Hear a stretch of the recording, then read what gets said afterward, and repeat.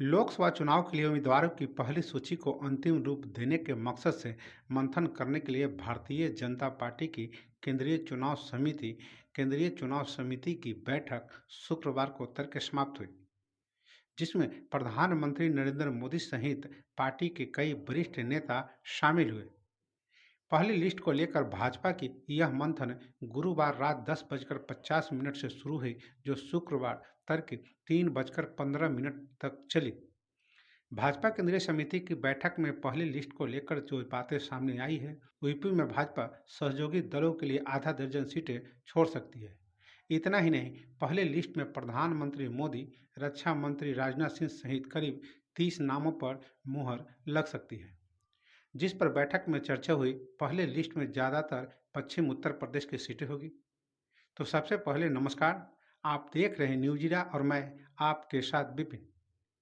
लोकसभा चुनाव के लिए उम्मीदवारों की पहली सूची को अंतिम रूप देने के मकसद से मंथन करने के लिए भारतीय जनता पार्टी की केंद्रीय चुनाव समिति की बैठक शुक्रवार तड़के समाप्त हुई, जिसमें प्रधानमंत्री नरेंद्र मोदी सहित पार्टी के कई वरिष्ठ नेता शामिल हुए।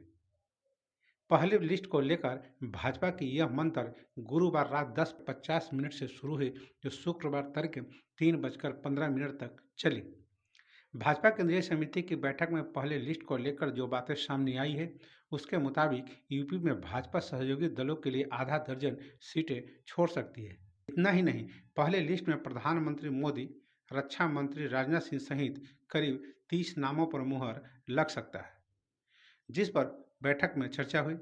पहले लिस्ट में ज़्यादातर पश्चिम उत्तर प्रदेश की सीटें होगी। सूत्रों के मुताबिक केंद्रीय चुनाव समिति में तेलंगाना पर भी काफ़ी चर्चा हुई। 3 सिटिंग सांसदों को इस बार फिर दोबारा टिकट मिल जाने की संभावना है।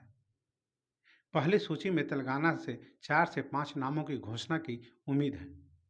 माना जा रहा है कि जी किशन रेड्डी, बड़ी संजय कुमार, अरविंद धर्मपुरी को दोबारा टिकट मिल सकता है। वहीं पश्चिम बंगाल में आधे से ज़्यादा निवर्तमान सांसदों को टिकट मिल सकता है। इनमें जगन्नाथ सरकार, लॉकेट चटर्जी, दिलीप घोष, सुकांतो मजूमदार प्रमुख हैं। वहीं भोजपुरी अभिनेता पवन सिंह को आसनसोल से टिकट दिया जा सकता है।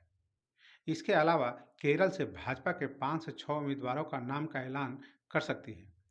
मध्य प्रदेश की सारी सीटों पर केंद्रीय चुनाव समिति की बैठक में चर्चा हुई। खास तौर पर छिंदवाड़ा को लेकर विशेष रणनीति बनाई गई। सूत्रों की माने तो शिवराज सिंह चौहान को विदिशा से लड़ाया जा सकता है। खुद शिवराज सिंह चौहान का कहना है कि पार्टी हाईकमान का जो आदेश होगा, उसका पालन किया जाएगा। वहीं ज्योतिरादित्य सिंधिया के ग्वालियर से चुनाव लड़ने की उम्मीद है। इतना ही नहीं, एमपी से कुछ विधायकों को भी टिकट दिया जा सकता है। सूत्रों की माने तो राजस्थान से वसुंधरा या फिर उनके बेटे दुष्यंत राजे को रिपीट करने की उम्मीद है। छत्तीसगढ़ में भाजपा 4 लोकसभा सीटों के उम्मीदवारों का ऐलान कर सकती है। सभी सीटों के लिए चर्चा पूरी हो गई है और दुर्ग लोकसभा सीट से विजय बघेल को फिर से मौका मिल सकता है। बाकी भाजपा कई सीटों पर नए प्रत्याशी उतार सकती है। भाजपा छत्तीसगढ़ से 2 महिला उम्मीदवारों को मौका दे सकती है।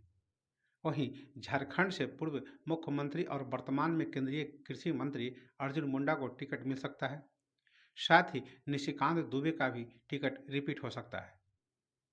कांग्रेस से बीजेपी में शामिल हुई गीता कोड़ा को भी टिकट मिल सकता है। इसके अलावा गोवा से केंद्रीय मंत्री श्रीपद नायक को भी टिकट मिल सकता है।